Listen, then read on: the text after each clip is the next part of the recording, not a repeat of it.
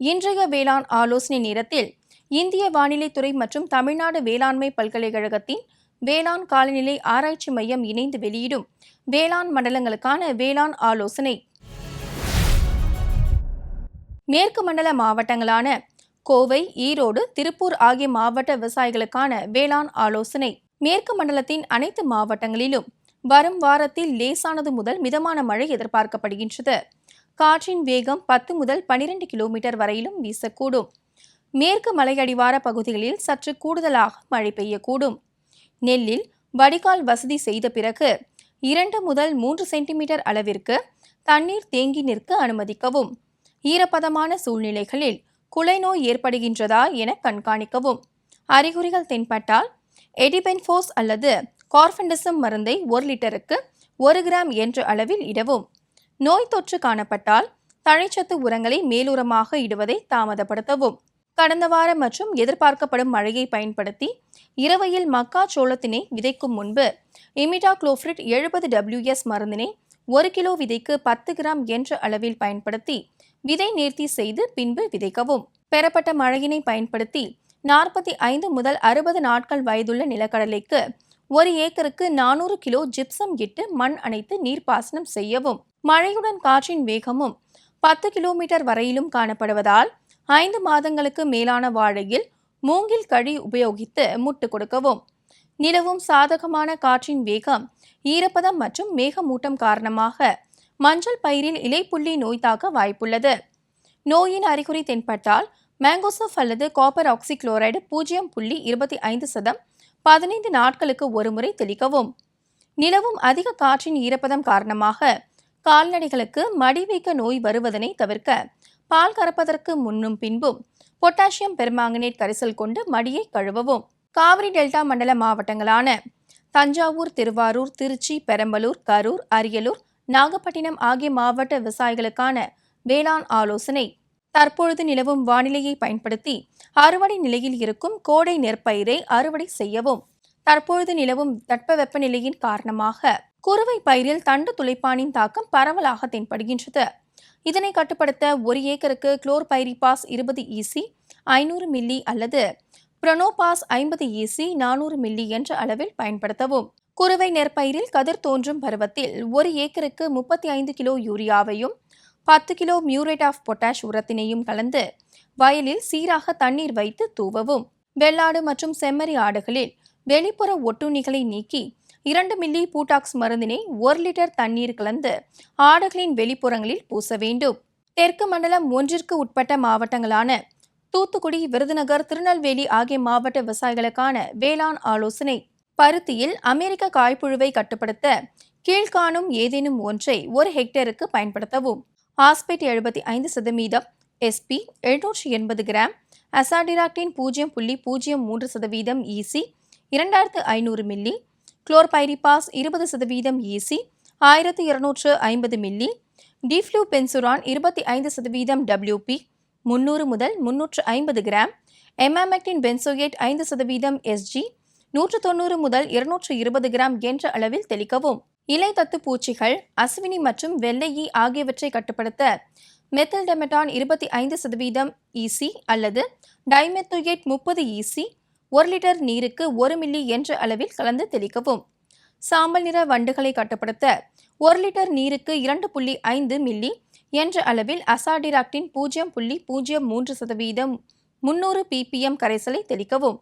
தெற்கு மண்டலம் 2ற்கு உட்பட்ட மாவட்டங்களான மதுரை, புதுக்கோட்டை, சிவகங்கை, திண்டுக்கல், தேனி, ராமநாதபுரம் ஆகிய மாவட்ட விவசாயிகளுக்கான வேளாண் ஆலோசனை. குறுவை நெல் நாற்றங்கால் தயாரிப்பதற்கு இதுவே உகந்த தருணமாகும். எனவே போதுமான தண்ணீர் உள்ள விவசாயிகள் நாற்றங்கால் தயாரித்து விதைப்பு செய்யலாம். விதைகளை விதைக்கும் முன் 1 கிலோ விதைக்கு 10 கிராம் என்ற அளவில் சூடோமோனாஸ் உயிரி இடுபொருளை நன்கு ஆரிய அரிசி வடிகஞ்சியுடன் கலந்து விதை நேர்த்தி செய்து விதைக்க வேண்டும்.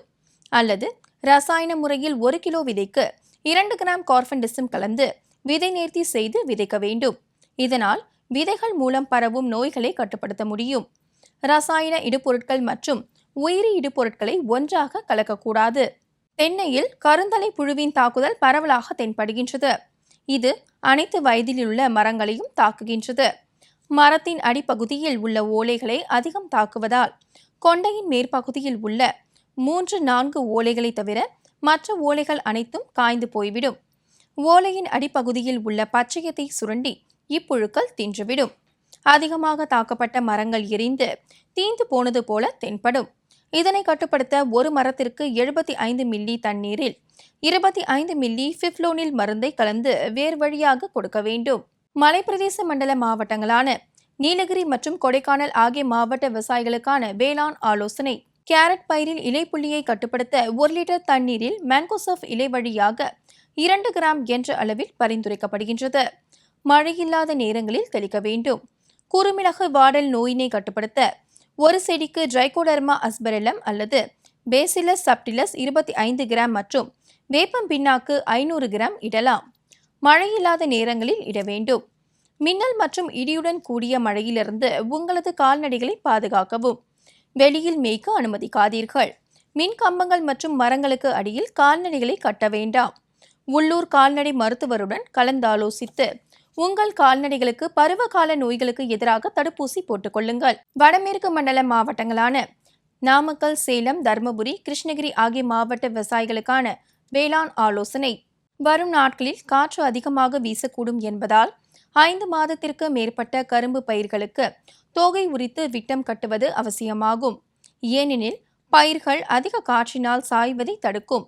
மேலும் குலை தள்ளிய வாழை மரங்களுக்கும் நன்கு காய் பிடித்துள்ள பப்பாளி மரங்களுக்கும் சவுக்கு அல்லது மூங்கில் கொண்டு முட்டு கொடுத்து அவை சாய்ந்திடாமல் பாதுகாக்குமாறு விவசாயிகள் அறிவுறுத்தப்படுகின்றார்கள். தக்காளி, கத்தரி மற்றும் மிளகாய் போன்ற காய்கறி பயிர்களில் பூச்சியின் தாக்குதலை கண்காணிக்க விளக்கு பொறிகள் அல்லது மஞ்சள் வண்ண ஒட்டும் பொறியை வைக்கலாம். தற்பொழுது காற்றின் வேகம் மணிக்கு 10-12 கிலோமீட்டர் என்ற அளவில் அதிகரித்துள்ளதால் சாகுபடி செய்யப்பட்டுள்ள சின்ன வெங்காய பயிரின் வயலை சுற்றிலும் காற்று தடுப்பான்களான அகத்தி, சித்தகத்தி அல்லது ஆமணக்கு போன்ற பயிர்களை 6-8 அடி இடைவெளியில் நடுவதால் மண் காய்ந்து எளிதில் நீர் ஆவியாவதை தடுத்து மண்ணின் ஈரத்தன்மையை பாதுகாக்கலாம். நிலக்கடலை பயிர் செய்துள்ள விவசாயிகள் நிலக்கடலையில் பூக்கள் உதிர்வதை தடுத்து நெற்று பிடிப்பை அதிகரிக்கவும். சரியான நேரத்தில் சரியான முறையில் இதனை பயன்படுத்தும் போது சராசரியாக 15 முதல் 20% வரை கூடுதலாக மகசூல் பெறவும்.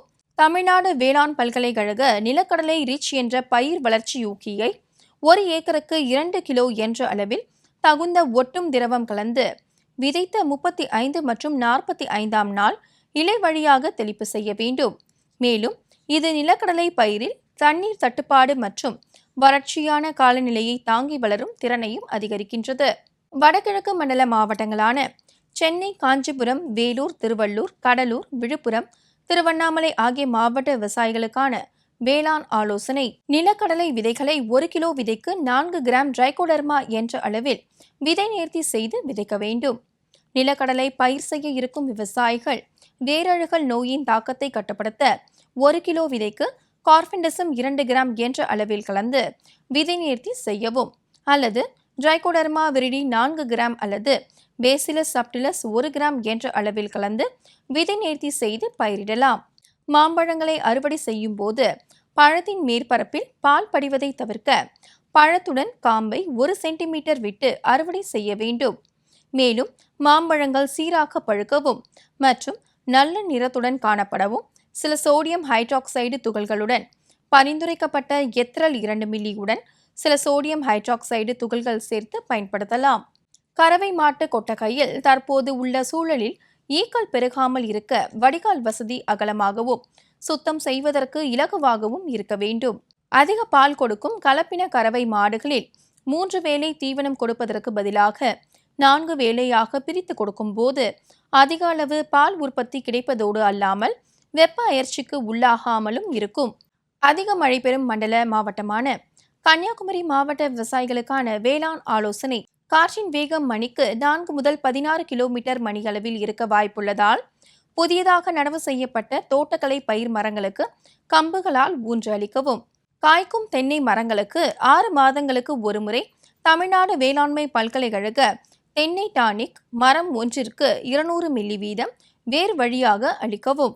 தென்னையில் ரூகோ சுருள் வெள்ளை ஈ தாக்குதலை கட்டுப்படுத்த பூச்சி மருந்து தெளிப்பதை தவிர்த்து இயற்கை எதிரி பூச்சிகளை ஊக்குவிக்கவும் மற்றும் ஆமணக்கு எண்ணெய் தடவிய மஞ்சள் வண்ண ஒட்டு பொறியினை 1 ஏக்கருக்கு 8 எண்கள் வீதம் வைக்கவும்.